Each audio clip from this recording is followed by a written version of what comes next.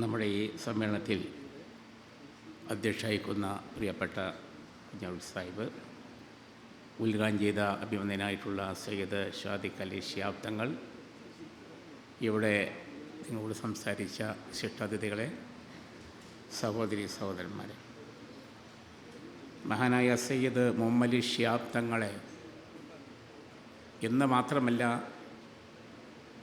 പല സന്ദർഭങ്ങളിലും നമ്മൾ സ്മരിച്ചു കൊണ്ടിരിക്കുന്നുണ്ട്. ബഹുമാനപ്പെട്ട തങ്ങൾ നമ്മുടെ വിട പറഞ്ഞു പോയപ്പോൾ അദ്ദേഹത്തിന് ഉചിതമായ സ്മാരകം എന്തായിരിക്കണമെന്ന് ആലോചിച്ച ഘട്ടത്തിലാണ് പാപങ്ങൾക്ക് വീടുണ്ടാക്കി കൊടുക്കാനുള്ള ബൈത്തുറമയെപ്പറ്റി ആലോചിച്ചത്. ജീവിതകാലം മുഴുവൻ തൻ്റെ അടുത്ത് വരുന്ന പ്രയാസപ്പെടുന്ന ബുദ്ധിമുട്ടുന്ന ആളുകളുടെ പ്രയാസങ്ങൾ കേട്ട് മുന്നോട്ട് പോയിട്ടുള്ള തങ്ങൾ ഓർമ്മിക്കാൻ വീടില്ലാത്ത സാധാരണക്കാരായ ആളുകൾക്ക് വീട് വെച്ച് കൊടുക്കുന്നതാണ് ഏറ്റവും ഉചിതമായ സ്മാരകം എന്ന് മനസ്സിലാക്കിയത് കൊണ്ടാണ് നമ്മൾ ബൈത്തുറമ എന്ന പേരിൽ, കാരുണ്യ ഭവനം എന്ന പേരിൽ നമ്മൾ വീടുണ്ടാക്കാൻ തീരുമാനിച്ചത്. ഇന്ന് കേരളത്തിൽ അങ്ങോളം ഇങ്ങോളം ധാരാളം വീടുകൾ നമ്മളുണ്ടാക്കി. ബൈത്തുറമ കോളനി വീട് ഉണ്ടാക്കി, ചിലത്ത് ഫ്ലാറ്റ് സിസ്റ്റം ഉണ്ടാക്കി.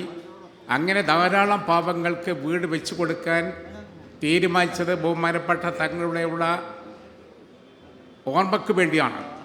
അതിൻ്റേതായിട്ടുള്ള സ്വീകാര്യത നമുക്ക് പൊതുസമൂഹത്തിൽ ലഭ്യമായി. അതുകൊണ്ട് എല്ലാ സന്ദർഭങ്ങളിലും അദ്ദേഹത്തെ ഓർമ്മിക്കുന്ന സംഗതി ഉണ്ടായിട്ടുണ്ട്. നമുക്ക് ഓർക്കാൻ കഴിയുന്ന ഏറ്റവും പ്രധാനപ്പെട്ട കാര്യമെന്ന് പറയുന്നത്, മുസ്ലിം സമുദായത്തിൽ തീവ്രവാദ പ്രവർത്തനം ശക്തിപ്പെട്ടൊരു കാലമുണ്ടായിരുന്നു. ലീഗിൻ്റെ തീരുമാനത്തിനും നിലപാടുകൾക്കും തീവ്ര പോരെന്നും അതിന് വേണ്ടത്ര രീതിയിൽ അതിൻ്റെ നേതൃത്വം ആ രീതിയിൽ ചിന്തിക്കുന്നില്ല എന്ന് തുടങ്ങിയിട്ടുള്ള കാര്യങ്ങളൊക്കെ വന്ന ഘട്ടത്തിൽ ധാരാളം ചെറുപ്പക്കാർ പുതിയ തീവ്രവാദ സംഘടനകളുമായി മുന്നോട്ട് പോകാൻ തീരുമാനിച്ചു. അന്ന് തങ്ങൾ ഉറച്ചൊരു തീരുമാനമെടുത്തു. തീവ്രവാദ വിഭാഗവുമായി ബന്ധമുള്ളവർ അവർക്ക് മുസ്ലിം ലീഗ് പാർട്ടിയുടെ മെമ്പർഷിപ്പ് പോലും കൊടുക്കരുത് തീരുമാനമെടുത്തു.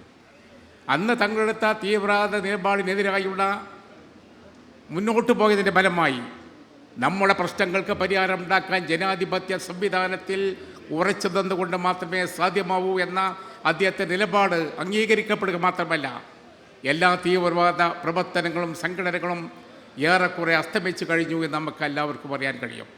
അങ്ങനെ സമുദായത്തെ ശരിയായ രീതി നയിച്ചു കൊണ്ടുപോകാൻ കൊച്ചു വാക്കുകളിലൂടെയാണെങ്കിലും ചുരുങ്ങിയ സംസാരത്തിലൂടെയാണെങ്കിലും ജനങ്ങളുടെ ഹൃദയമായി സംസാരിച്ചു കൊണ്ടാണ് ബഹുമാനപ്പെട്ട തങ്ങൾ മുന്നോട്ട് പോയിട്ടുള്ളത് എന്ന് നിങ്ങൾക്കറിയാം. അദ്ദേഹത്തിൻ്റെ ഓർമ്മ പുതുക്കുന്ന ഒരു സന്ദർഭം കൂടിയാണിത്. അള്ളാഹു അദ്ദേഹത്തിൻ്റെ പരലോക ജീവിതം ധന്യമാക്കി കൊടുക്കട്ടെ എന്ന് മാത്രം പറഞ്ഞുകൊണ്ട് ഞാൻ സംസാരം അവസാനിപ്പിക്കും. മുൻ മന്ത്രിയും